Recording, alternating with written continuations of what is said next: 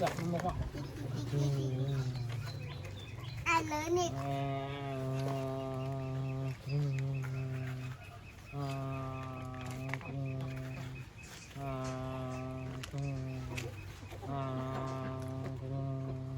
Quay ngay tới. Lại chặt bay. Nên chặt kìa.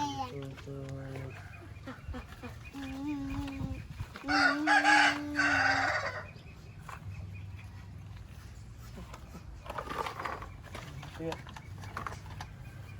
Ui.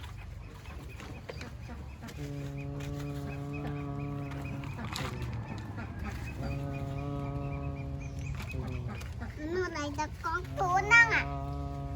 Nó là đặc ai ăn? Ăn đặc đầy tàu. Hay ăn khóc chứ là ăn phê nhé. Ăn phê nó là đặc ai ăn? Ăn đặc đầy. Ăn phê nó là đặc ai ăn? Ăn đặc đầy không mà. Ăn nua. Từ. Ăn lá nua. Ăn đặc đầy. Nó là nó là đặc mơ này phải phê nè. Đang hay xua rồi. Hai cái xà đầu qua. Nó kia.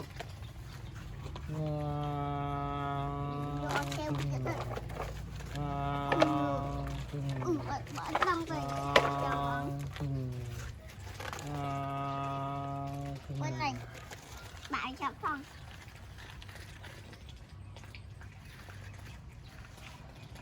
Tóc bên này.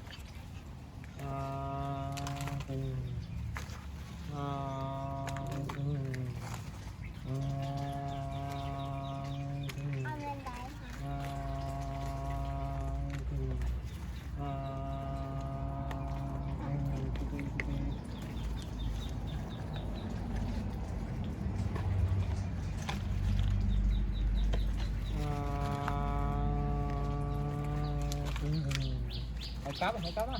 Hai. Đó là hai. Hai bạc đặt hai. Cho tôi một cái. Từ.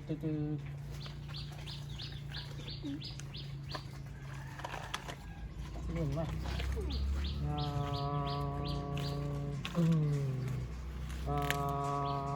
Từ.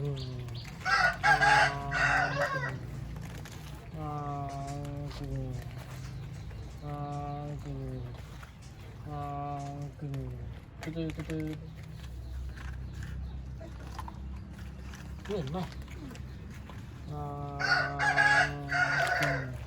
Chị chặt hai kìa mà hồi tay à. Chặt hai kìa mà hồi tay kìa đi hột kìa đi.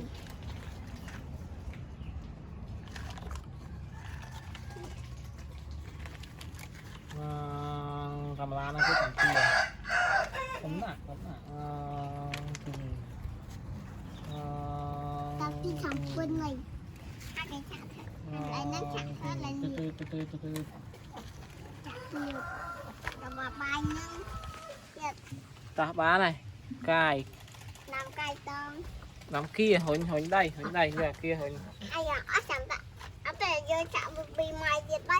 Đó đây, đã kia sân đấy. Với thằng cài tì. Kia Đây như bà kia sân đấy, bà kia sân đấy. Hay như nụ kia đó. Bà.